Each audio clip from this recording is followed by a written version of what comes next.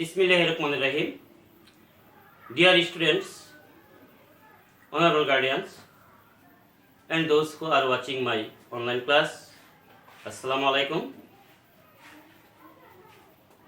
প্রিয় শিক্ষার্থী বন্ধুরা, আমরা পূর্বে ন্যারেশনের উপর অ্যাসার্টিভ, ইন্টারগেটিভ এবং ইম্পারেটিভ সেন্টেন্স নিয়ে আলোচনা করেছি।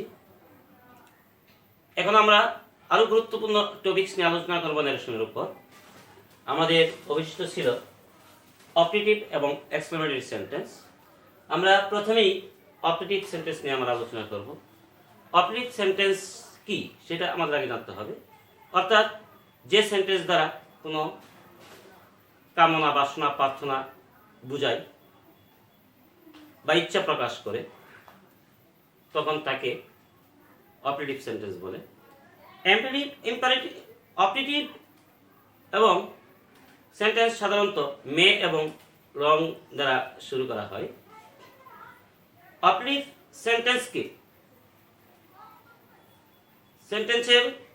অপারেটিভ সেন্টেন্সের ডাইরেক্ট থেকে ইনডাইরেক্ট করতে হলে যে গুরুত্বপূর্ণ বিষয়গুলো আছে সেগুলি তোমাদের সামনে আমি আজ উপস্থাপন করছি। আমি কয়েকটি এক্সাম্পল তোমাদের সামনে দিচ্ছি। Flow the example. যেমন হি said to me,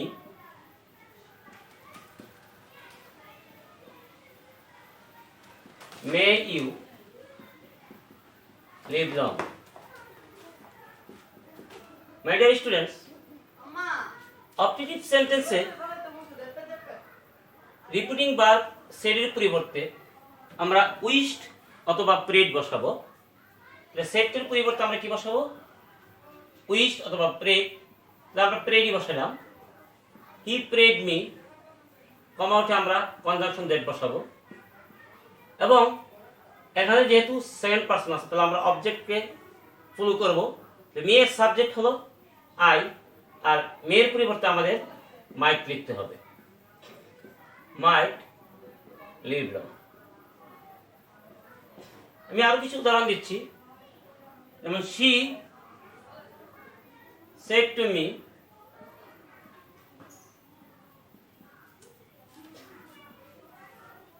may you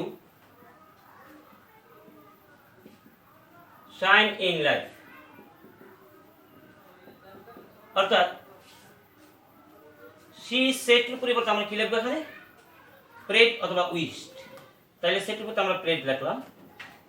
prayed me, কমা উঠে দ্যাট। ইউ থাকলে আমরা অবজেক্ট দেবো, মি আছে এখানে, তাহলে আমরা কি লিখবো? আই। মেয়ের পরিবর্তে might. Might shine in life. Shine in life. আরেকটা এক্সাম্পল আমি দিচ্ছি। I said to him, may you pass in the exam. My dear students, আমরা কি লিখবো? I prayed him, comma out that. You থাকলে আমরা দেখবো অবজেক্ট হিম, হিমের সাবজেক্ট হি, মেয়ের পরিবর্তে আমরা মাইট লিখবো। might pass in the exam. Pass in the exam. My dear students, I hope তোমরা এই এক্সাম্পলগুলো থেকে অপারেটিভ সেন্টেন্সের ডাইরেক্ট থেকে ইনডাইরেক্টের বিষয়গুলো তোমরা বুঝতে পেরেছো। আমি তারপরও স্ট্রাকচারটা তোমাদের লিখে দিচ্ছি।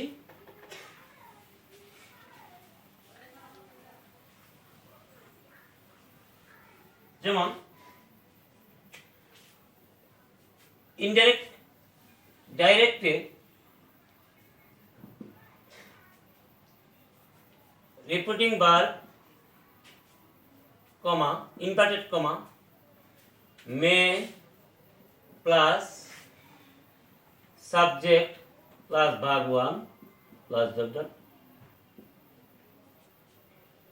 ইনডাইরেক্টলি রিপিটিং ভার্বের সাবজেক্ট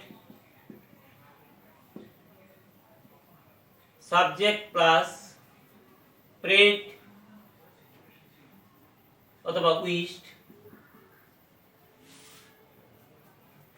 প্লাস যদি অবজেক্ট থাকে দ্যাট প্লাস রিপোর্টিং স্পিচের subject plus might plus verb one plus বাকি অংশটুকু লিখবে। মাই ডিয়ার স্টুডেন্টস, নেক্সট আমরা আলোচনা করব এক্সক্লেমেটরি সেন্টেন্স নিয়ে। তো এক্সক্লেমেটরি সেন্টেন্স কাকে বলে? অর্থাৎ যে সেন্টেন্স দ্বারা দুঃখ, সুখ, আশ্চর্য বিষয় বা বিস্ময়সূচক বিবৃতি প্রদান করে তাকে আমরা এক্সক্লেমেটরি সেন্টেন্স বলে থাকি। এক্সক্লেমেটরি সেন্টেন্স দ্বারা সাধারণত সুখ এবং দুঃখই প্রকাশ করে। তাহলে সুখ প্রকাশ করলে বা আনন্দ প্রকাশ করলে আমরা রিপিটিং ভার্ব সেটের পরিবর্তে এক্সক্লেমড উইথ জয় লিখব। আর যদি দুঃখ প্রকাশ করে তাহলে আমরা এক্সক্লেমড উইথ শুরু লিখব।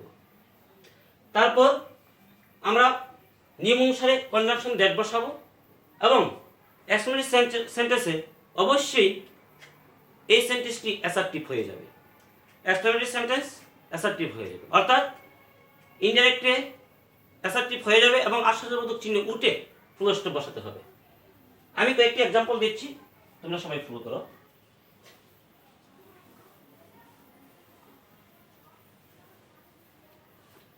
যেমন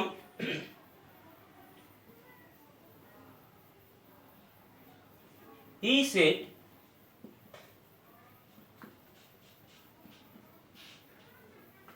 hooray I have got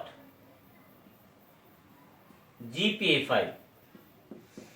এখানে he said hooray I have got a 5, hooray এখানে আমি I have got GPA 5 অর্থাৎ আমি GPA 5 পেয়েছি, এটা একটা আনন্দ। তাহলে আমরা এই সেডের পরিবর্তে কি লিখব? he exclaimed with joy, he exclaimed with joy that তাহলে এখানে আই যেহেতু ফার্স্ট পারসন তাহলে আমরা সাবজেক্ট দেখব। তাহলে এখানে আই কি হয়ে যাবে? হি। আমরা জানি হ্যাভ হ্যাজ থাকলে কি হয়ে যায়? হ্যাড। এরপর আমরা বাকি যা আছে তাই লিখব। Goat GPA 5।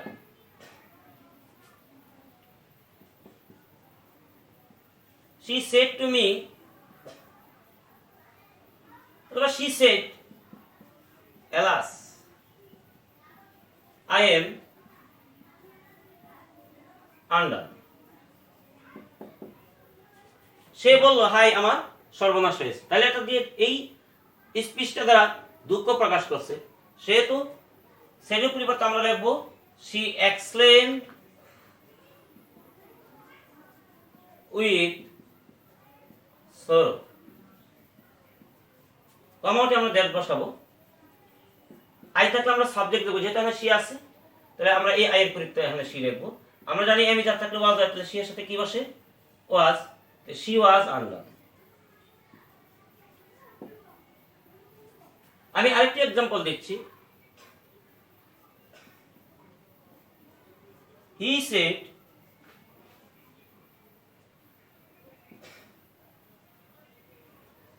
said how nice the rose is। My dear students, সে বলল গোলাপটি কত সুন্দর। তাহলে আনন্দ প্রকাশ করছে, তাহলে আমরা কি লিখবো? he exclaimed with joy। কমাতে আমরা দ্যাট বসাবো। তাহলে এক্সক্লেমেটরি সেন্টেন্সটা অ্যাসার্টিভ হয়ে গেলে আমরা এখানে দি রোজ সাবজেক্ট লিখলাম, দি রোজ এমিজার থাকলে ওয়াজ হয়, বি যেহেতু সিঙ্গুলার তাহলে আমরা কি লিখবো ওয়াজ। অ্যাসার্টিভ সেন্টেন্স আমরা জানি বেরি বসাতে হয়, তাই আমরা বেরি লিখলাম। এখানে অ্যাডজেক্টিভ কি আছে, নাইস, নাইস। তারপর আমরা এক্সক্লেমেটরি চিহ্ন উঠিয়ে আমরা ফুল স্টপ ব্যবহার করলাম। আমি আরেকটা एग्जांपल দিচ্ছি তোমাদের সামনে।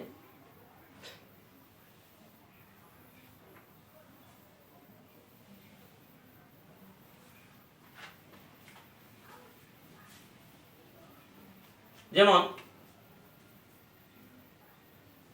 they said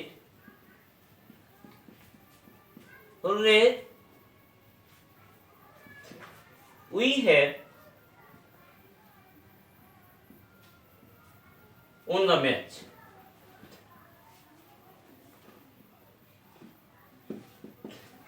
my dear students, যেহেতু এই বাক্যটি দ্বারা আনন্দ প্রকাশ করেছে, তাহলে আমরা ইনডাইরেক্টের সময় কি লিখবো, they said,